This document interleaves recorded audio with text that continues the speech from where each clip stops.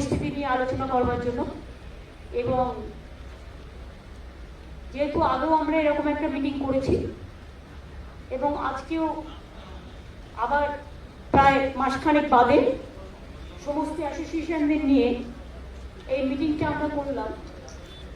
এই মিটিংয়ে Indian medical অ্যাসোসিয়েশনের ডক্টর শান্তনু সেন ছিলেন, প্রগ্রেসিভ ডক্টরস অ্যাসোসিয়েশনের ডক্টর নির্মল মাঝি ছিলেন, doctor Manas Gupta health service ডক্টরসের অ্যাসোসিয়েশনে ছিলেন, doctor Arjun Dasgupta West Bengal doctors forum, doctor Sanjib Banerjee Indian public health association, doctor Hiralal Konar health service association, doctor Swapan Biswas service doctors forum, doctor Anshuman Mitra medical service centre, doctor শ্রদ্ধাওত Mukherjee doctor for patient, doctor পূর্ণপ্রাস গোল শ্রমজীবী স্বাস্থ্য উদ্যোগ, এনারা সকলে ছিলেন। আমার ডিএমই ছিলেন, ডিএইচএস ছিলেন, হেলথ সেক্রেটারি মিস্টার নিগম ছিলেন, চিফ সেক্রেটারি এবং রাজীব ছিলেন এবং হোম সেক্রেটারি আলাপুর বন্দ্যোপাধ্যায় সহ আমাদের এসএসসি স্কুল কাজপুর, DG police Birender, ADG law and order Gyanwant, আমাদের পুলিশ কমিশনার অরুণ শর্মা এবং হাওড়া পুলিশ কমিশনার কুণাল সহ আরও অন্যান্যরা অনেকেই ছিলেন। সেখানে ডিটেলস আলোচনা হয়েছে। প্রথমেই আমরা ধন্যবাদ জানিয়েছি সবাইকে এবং অভিনন্দন জানিয়েছি বিশেষ করে সবাই মিলে সহযোগিতা করে আজকে যেভাবে কাজ করছেন এবং আজকে সকলের কাঁধে কাঁধ মিলিয়ে বেঙ্গলে এই কোভিড মোকাবিলায় যেভাবে সকলে সাহায্য করছেন তার জন্য তাদের সকলকে আমরা ধন্যবাদ অভিনন্দন। সিনিয়র ডাক্তার থেকে শুরু করে জুনিয়র ডাক্তার থেকে শুরু করে এন্ট্রান্স থেকে শুরু করে আমরা আমাদের পিজি স্টুডেন্ট থেকে শুরু করে আমরা আমাদের মিউনিসিপ্যাল অ্যাফেয়ার্স থেকে শুরু করে আমাদের পুলিশ থেকে শুরু করে যারা এই কাজের মধ্যে আশা কর্মীরা থেকে শুরু করে জেলা অ্যাডমিনিস্ট্রেশন থেকে শুরু করে সকলকে আমরা আমাদের অভিনন্দন এবং ধন্যবাদ জানিয়েছি। তারা ডেডিকেটেডলি কাজটা করছে। আপনারা জানেন যে বেঙ্গলে আগে যে রেটটা ছিল এখন রেটটা একটু বেড়েছে, তার কারণও আছে। তার কারণ ইতিমধ্যেই আমাদের অনেক নতুন অতিথিরা যারা বাংলাতেই বাস করে তাদের পরিবার তারা বাইরে কাজকর্মে যুক্ত থাকে, তারা অনেকে ফিরে এসেছে। ফলে প্রায় 12 লক্ষ মতো এখনো পর্যন্ত আমাদের কাছে বাইরে থেকে যারা এসছেন মাইগ্রেন্ট ওয়ার্কার আছেন এবং আরও 3-4টে ট্রেন এখনো আসা বাকি আছে। সুতরাং সেক্ষেত্রে আমাদের এটা একটু বেড়েছে এবং ফ্লাইট আসছে, এগুলোর বাইরে থেকে হটস্পট থেকে ইন্ডিয়া থেকেও আসছে। সুতরাং এই যে বাইরে থেকে যারা আসছে, কালকে যেমন আমাদের কাছে একটা খবর এলো যে চেন্নাই থেকে 9 জন কোভিড পেশেন্ট সেখানে টেস্ট করেছে, তা সত্ত্বেও তারা প্লেনে এলো, বন্ধ প্লেনে মানে বন্ধ, এবং তারা কলকাতা এয়ারপোর্টে নামলো। কলকাতা এয়ারপোর্টে কোনো টেস্ট হলো না বা কি টেস্ট হলো কে জানে। তারপরে তারা নিজেরা গিয়ে বড়মা হসপিটালে মেদিনীপুরে গিয়ে রিপোর্ট করলেন যে আমরা টেস্ট করেছি বলে টেস্টের রিপোর্ট দেখা দেবে তারা কোভিড পজিটিভ, তারা হসপিটালে আছে। এইভাবে ধরুন তারা যে কয়েকজন এলো প্লেনে এবং তারা প্রত্যেকে পজিটিভ, তার মানে একটা প্লেনে চেন্নাই থেকে যখন কলকাতা আসছে 2.5-3 ঘন্টা, টোটালটাই আরো কতজনকে ছুঁয়েছে আমি জানি না। কিন্তু এই ধরনের ঘটনা তো আমাদের আগামী দিন আরো এটাকে স্প্রেড করার পক্ষে যথেষ্ট শঙ্কার কারণ বলে আমি মনে করছি। আমাদের নিজেদেরও একটু দায়িত্ব করার হতে হবে। 2-3টে জিনিস করলে আমি এখনো বলছি, দেখুন সারা বিশ্বে হচ্ছে, অনেক জায়গাতে অনেক বেশি হয়েছে। কেউ যদি বলে আমার ওখানে কম হয়েছে, এটা ভাবার কোনো কারণ নেই। কোনো রাস্তায় একটু বেশি গর্ত থাকে, কোনো রাস্তায় একটু কম গর্ত থাকে, কোথাও ন্যাশনাল হাইওয়ে থাকে, কোথাও স্টেট হাইওয়ে থাকে, কোথাও পঞ্চায়েতের রাস্তা থাকে, কোথাও জেলা পরিষদের রাস্তা থাকে। কারো শরীর একটু ভালো থাকে, কারো শরীর একটু খারাপ থাকে। সুতরাং one state to another state ওইভাবে কম্পেয়ার করে কিন্তু আসল রহস্য পাওয়া যাবে না। এটা পপুলেশন দিয়ে মাপতে হবে, কোন রাজ্যের পপুলেশন কি আছে। পপুলেশনের ভিত্তিতে আমাদের স্টাডিটা করা উচিত এবং তার জিওগ্রাফি, তার ডেমোগ্রাফি, এগুলো সব দেখে নিই। কথা হচ্ছে পজিটিভ রেট, যেমন আমার ছিল 2.7% টিল 31 মে। মনে রাখবেন আমরা কিন্তু ট্রেনগুলো অ্যালাউ করেছিলাম 22-23 তারিখ থেকে সম্ভবত। আর এইসব রোগগুলো আপনারা জানেন 7 দিন 10 দিন পর থেকে, 14 দিন থেকে 21 দিনের মধ্যে বুঝে যায়। তো 31 মে পর্যন্ত পজিটিভ রেট ওয়াজ 2.7 টিল 31 মে, আর আজকে কিন্তু এটা বেড়ে দাঁড়িয়েছে 3.4।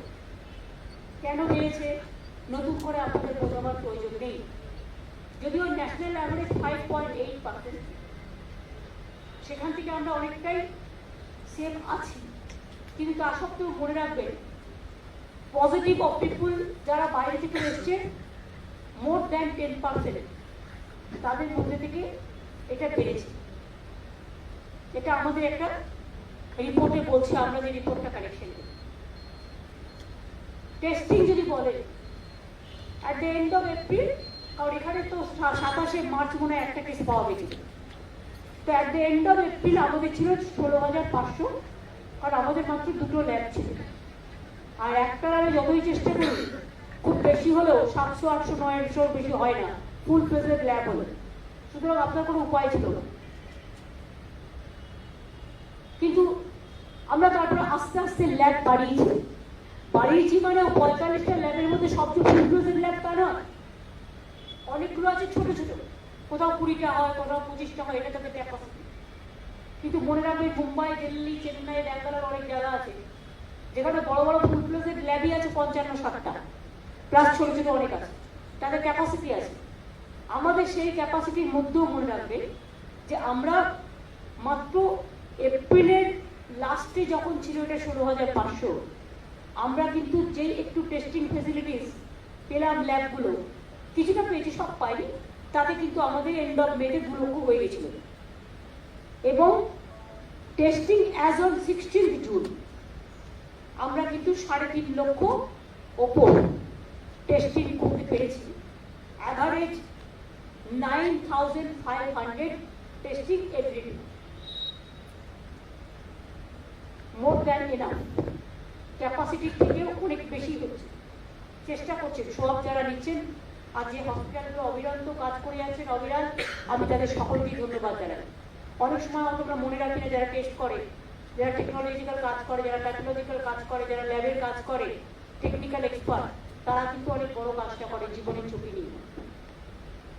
হাউস টু হাউস সার্ভেলেন্স, আমি গতকাল দেখছিলাম একটা ইংলিশ চ্যানেলে খুব গর্ব করে একটা স্টেশন ম্যানেজমেন্ট সিস্টেম, সবটাই থাকবে সেফ হাউসে, কিন্তু যাদের অল্প একটু ট্রিটমেন্ট পেলেই হয়ে যাবে তাদের আমরা এখানে রাখবো। 104টে সেন্টার করা হয়েছে, আর যাদের প্রয়োজন তাদের ইমিডিয়েট বড় বড় হসপিটালগুলো, ফিজিক্যাল হসপিটাল, কমিউনিটি হসপিটালগুলোকে ট্রিটমেন্ট করতে হবে। একটা নজর আমি দিতে আবেদন করেছি প্রাইভেট হসপিটালকে, এবং সরকারি হাসপাতাল তো আছে, কালকেও আমাদের চিফ সেক্রেটারি একটা মিটিং করবেন। আচ্ছা রাজীব বলো। এখনই আমি 2 মিনিট আগে আজকে ফিগারটা পেয়ে গেলাম ম্যাডাম, কম্পাইল করতে করতে 5টা 6টা হয়ে যায়। আজকে ফিগার আছে ম্যাডাম, টোটাল আমাদের 391 পজিটিভ বেরিয়েছে, 505 লোক ডিসচার্জ পেয়েছে ম্যাডাম। তাতে যে ফিগার আপনি বললেন 16 জুন অব্দি, 17 জুন সে ফিগার দাঁড়াচ্ছে 5777, 5,777টা কেস আমাদের পজিটিভ রয়েছে। 6533 ম্যাডাম আমাদের ডিসচার্জ হয়েছে, 6533, যেটা আপনি বলেছেন ম্যাডাম 6028, তাতে 505 আর অ্যাড হলো। তাহলে বুঝতে পারছেন যে আমাদের যেটা অ্যাড হচ্ছে তার থেকে বেশি ডিসচার্জ হচ্ছে, কিন্তু এটা কিন্তু একটা ভালো সাইন। শুধু আমি 3টে রিকোয়েস্ট সবাইকে করব, অবশ্যই আপনাদের থ্রুতে, সবসময় তো আমি বেশি আসতে পারি না, ডাক্তারদের অ্যাসোসিয়েশনগুলোকেও বলেছি তারা একটা অ্যাপিল করবে, সেটা আমরা আমাদের কাছে আসলে আমরা সেটা টিভিতে দেবো। আমি একটা বলবো, দেখুন মাস্ক পরুন সবাই। আমি অনেককেই রাস্তায় যেতে যেতে দেখছি, হয়তো আমাকে দেখে 11:30টা জড়িয়ে নিচ্ছেন, সেটাও যদি এরকম ভালো। মাস্কটা প্লিজ দয়া করে ব্যবহার করুন। দেখুন আমার 2টো মাস্ক, একটা ডবল 2টো আছে, যদি একটা কোনো মিস করি আমার আরেকটা আছে। আমি কথা বলছি বলে আমার সামনে কেউ নেই বলে আমি তাই আপনাদের বলছি, কথাটা পরিষ্কার শোনা যায় বলে। এবার মাস্ক পরে আমি যদি কথা বলি আপনি পরিষ্কার শুনতে পারবেন, কোনো অসুবিধা নেই। আমি আপনাদের বলি মাস্কটা প্লিজ দয়া করে পরুন, কম্পালসারি। 2 হচ্ছে ঘন্টায় ঘন্টায় হাতটা ধুন। 3 হচ্ছে 1 ঘন্টা একটা জায়গায় কন্টিনিউয়াস বসে থাকবেন না বা টাইম স্পেন্ড করবেন না। করোনা বীজাণু যাতে যদি কোথাও থাকেও যাতে আপনাকে আক্রান্ত করতে না পারে। 3 হচ্ছে করোনা লুকাবেন না। এটা কোনো ক্রাইম নয়, এটা নিয়ে ভয় পাওয়ার বা চিন্তা করবার কোনো কারণ নেই। যারা এই ভয় পেয়েছে বা লুকিয়েছে তারা কিন্তু বিপদে পড়েছে। I am sorry to say. দেখুন, আমি প্রথমে আমার charity begins home at home, আমি আমার এমএলএ কে দিয়ে বলি, তোমা যদি দুর্গাপুরে থেকে ফিরে আসার পর যখন ফিরে এলো সঙ্গে সঙ্গে যদি ভর্তি হতো, আজকে বাঁচবে কিনা আমি জানি না, ওর অবস্থা খুব খারাপ, কিন্তু একটা সুযোগ পাওয়া যেত। দেখুন, ওর পরে ওর মেয়ের হলো 2 মেয়ে, ওর বউয়ের হলো, ওর বন্ধুর হলো, ওর অ্যাসিস্ট্যান্ট স্টাফের হলো, তার বাড়ির হলো, ওর বাড়ির কাজের লোকের হলো, সবাই ভালো হয়ে গেছে। কিন্তু ওর যেহেতু একটা প্রবলেম ছিল, হয়তো অ্যাজমা বা কোনো একটা লাংসের কোনো একটা প্রবলেম ছিল বা সুগারের ডায়াবেটিক কিছু একটা ছিল, ফলে ওকে আমরা কিছুতেই ভালো করতে পারছি না। অ্যাপেলের ট্রাইং দেয়ার বেস্ট, চেষ্টা হচ্ছে। একটা কেস আপনাদের আমি বলি, সুজিত বোসের কেস। সুজিত বোসের হবার আগে কিন্তু ওর বাড়িতে ছেলে, ওর স্ত্রী সম্ভবত এবং মেয়েরও, এটা তাদের ডেডিকেশনের জন্য আমরা মনে করি যে ওরা ডেডিকেটেড কাজ করছে, ওদের এনকারেজ করার জন্য আমাদের এগিয়ে আসতে হবে। যদি আরেকটা প্রশ্ন, যেটা সাধারণ মানুষের কাছ থেকে প্রচুর অভিযোগ আছে, বেসরকারি হসপিটালগুলো প্রচুর টাকা দিচ্ছে কোভিডের জন্য। আগামীকাল মিটিং ডাকা হয়েছে। বেসরকারি হসপিটালগুলো তো আমাদের হাতে নেই, গভর্নমেন্ট যে হসপিটালগুলো বেসরকারি আমাদের হাতে দিয়েছে সেগুলো আমরা টাকা দিচ্ছি। যেমন আমরি হসপিটাল, যেটা সব লেগে আছে, রিসান একটা আছে আমাদের, যারা আমরা 77টা হসপিটালের মধ্যে আমাদের প্রায় 60-এর উপরে হসপিটাল আছে প্রাইভেট, যেটা আমরা দিচ্ছি। ক্যালকাটাতে কেপিসি, ক্যালকাটা মেডিকেল কেপিসি আছে, এগুলো সব আমরাই টাকা দিচ্ছি, কোভিডের খরচা দিচ্ছি। যেগুলো প্রাইভেট নিজে টাকা নিচ্ছে সেগুলো আমার মনে হয় যে একটা সিস্টেম করা উচিত, সেটা নিয়ে কালকে মিটিং আছে, তার কথা। যদি আপনি কোভিড নিয়ে এত বড় মিটিং করছেন, দিল্লিতেও মিটিং হচ্ছে, কিন্তু সেখানে রাজ্যের নাম রাখেনি, এটা কিন্তু এটা কিভাবে দেখছেন? ও মিটিংটা ওরা বড় বড় মিটিং করছে, আমার এখানে ছোট ছোট মিটিং, আমি গ্রাসরুটের মিটিং করছি, ওদেরটা মিটিংটা হচ্ছে ওরা বড় বড় ব্যাপার নিয়ে মিটিং করছে। আর আমি এখানে গ্রাসরুটে যেটা মানুষের প্রয়োজন, কি করে মানুষ ভালো করে চিকিৎসা পেতে পারে, কি করে কোভিডে আরো ভালো করে কাজ হতে পারে, কি করে আরো সবাইকে ইনভলভ করে কাজ করা যেতে পারে, সেই জন্যে আমার একটা জায়গায় অন্য মিটিং চলছে বলে আরেকটা জায়গায় মিটিং হবে না, তার তো কোনো মানে নেই। আমাদের টাইমটাকে নষ্ট করলাম না, আমি একই পারপাসে কাজ করলাম, বাট আমাদের কাজটা গ্রাসরুট লেভেলকে আরো স্বয়ং সম্পূর্ণ করবে এবং আমরা গ্রাসরুট লেভেল পর্যন্ত যাতে মানুষ সচেতন থাকে, সজাগ থাকে। সবাইকে বলবো, গ্রামগঞ্জের মানুষেরাও একটু ভিড় এড়িয়ে চলুন, সাবধানে থাকুন, মাস্ক পরুন, হাতে সাবান দিয়ে হাতটা ধুন এবং বিশেষ করে ফিজিক্যালি ডিস্টেন্সিং যেটা একটু মেনটেন করুন। আমরা আগে বলতাম সোশ্যালি ডিস্টেন্সিং, তার মানে হচ্ছে সবাই একসাথে জমায়েত হবে না, এই কথাটা বলতে গিয়ে আজকে তার সাথে যুক্ত হয়েছে ফিজিক্যালি ডিস্টেন্সিং, যেটা হচ্ছে শারীরিকভাবে ফিজিক্যালি ডিস্টেন্সিং, মানে আমরা দূরে দূরে থাকবো, তার কারণ হচ্ছে একে অপরকে যাতে আমরা মিক্স আপ হতে না হয়, এই জন্যে। সুতরাং এটা আমি মনে করি বেশি বড় কাজ। ওখানে কয়েকজন মিলে ওরা করবে, তারা প্রত্যেকেই রাজ্যের ধারক বাহক, আর এখানে আমরা যাদের সাথে করলাম তারা হচ্ছে কোভিড ওয়ারিয়ার, যারা ফিল্ডে লড়াই করে।